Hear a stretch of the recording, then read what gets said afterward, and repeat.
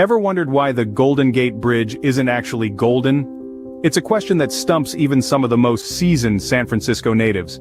This majestic structure, an icon of the American West Coast, carries a name that, on the surface, seems to be a misnomer.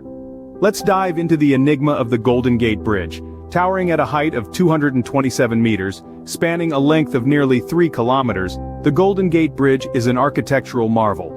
Its signature orange-red hue stands out against the backdrop of the azure Pacific, creating an image that is as breathtaking as it is unforgettable. Yet, despite its striking color, the bridge is not named for its vibrant hue. This is a common misconception, one that has sparked many a debate among tourists and locals alike.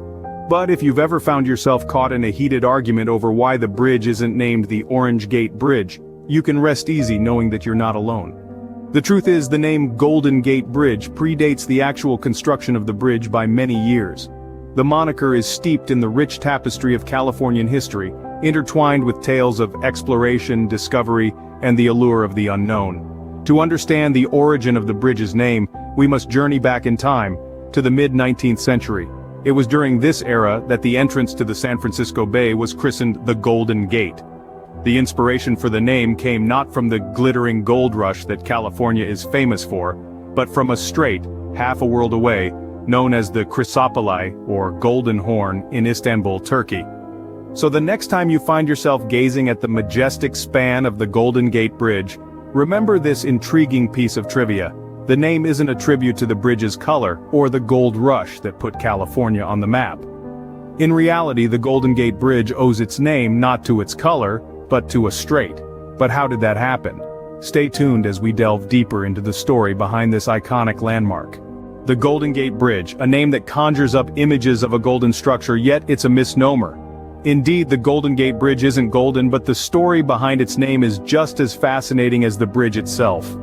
To understand the naming mystery, we need to turn back the pages of history to the mid-19th century, a time when the United States was experiencing a period of rapid expansion and development. At the heart of this growth was John C. Fremont, a U.S. topographical engineer, explorer, and politician. Fremont was tasked with mapping the expansive and diverse terrain of the American West. During one of his exploration missions, he came across the strait that the Golden Gate Bridge now spans. Struck by its topographical similarity to the Golden Horn, an inlet of the Bosphorus in Istanbul, Fremont decided to name the strait Golden Gate. But there was another reason behind this choice. You see, this was the time of the gold rush, a period when thousands flocked to the West Coast in search of gold and the promise of a new life.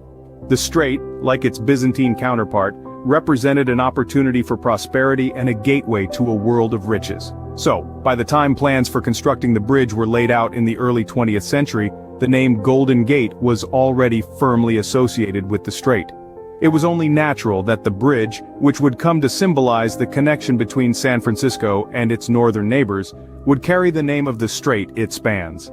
Therefore, contrary to what one might assume, the Golden Gate in Golden Gate Bridge has nothing to do with the color of the bridge, but rather, it's a tribute to the strait that the bridge spans and the historical significance of that name. So, the Golden Gate Bridge was named after the Golden Gate Strait, not its hue. But then, why is it painted in an orange-red color? If it's not gold, then why did they choose the color International Orange for the Golden Gate Bridge? Now that's a question that's been asked countless times, and the answer is as intriguing as the question itself. The story behind the color choice is an interesting one, a tale of practicality meeting aesthetics. The hero of our story is the bridge's architect, Irving Morrow. A man of vision and creativity, Morrow had the task of deciding the color of the bridge. It wasn't an easy decision, as the color had to be something that would not only look good but would also serve a practical purpose. You see, San Francisco is known for its dense fog. It's a city where the sun often plays hide-and-seek behind a blanket of mist. In such conditions, ensuring the visibility of a massive structure like the Golden Gate Bridge was crucial. Morrow knew this. He understood that the color he chose needed to stand out against the fog, and so, he chose International Orange, a vibrant, warm color that could hold its own against the gray fog and the blue waters. It was a color that would make the bridge visible to passing ships, ensuring safety while also giving the bridge its distinctive look. But there was more to Morrow's choice than just practicality. He was an architect after all, a man who understood the importance of aesthetics. He chose international orange because it complemented the natural surroundings of the bridge.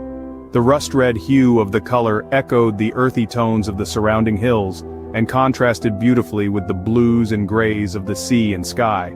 So, the choice of international orange was a decision that was both practical and artistic. It was a choice that ensured visibility and safety while also creating an iconic look that would become synonymous with the Golden Gate Bridge. So, the orange-red color of the Golden Gate Bridge was a practical and aesthetic choice, not a nod to its name. The Golden Gate Bridge is not just a marvel of engineering, it's a treasure trove of mysteries and interesting facts. Diving into the intriguing world of the Golden Gate Bridge, we find ourselves immersed in a sea of fascinating statistics. Stretching over a mile, the bridge spans the Golden Gate Strait, the entrance to the San Francisco Bay from the Pacific Ocean. The bridge's two main cables, each more than 7,000 feet long, consist of over 27,000 individual wires. That's enough to circle the Earth more than 3 times. The construction of the Golden Gate Bridge was a Herculean task, fraught with challenges. Not only did it have to withstand the harsh maritime climate, but it also had to resist the powerful tides of the Pacific Ocean and the infamous San Francisco fog. The bridge's construction was a test of human courage and innovation, with workers battling strong winds and dizzying heights daily. Yet, despite these odds, the bridge was completed in just over 4 years, a testament to the human spirit. The Golden Gate Bridge isn't just built to impress, it's built to last. The bridge is constantly maintained to ensure its longevity. A team of painters is perpetually at work, touching up the areas where the iconic international orange color has faded or chipped. Engineers are also on constant watch, monitoring the bridge for any signs of wear and tear, all to ensure that this historical monument stands strong for generations to come. But the Golden Gate Bridge isn't just about impressive numbers and engineering feats. It's a symbol of human determination and ingenuity, a testament to what we can achieve when we set our minds to it. It's a reminder that even the seemingly impossible can be surmounted with the right mix of courage, creativity, and perseverance. The Golden Gate Bridge, a name derived from a strait, a color chosen for practicality, and a symbol of human determination and ingenuity.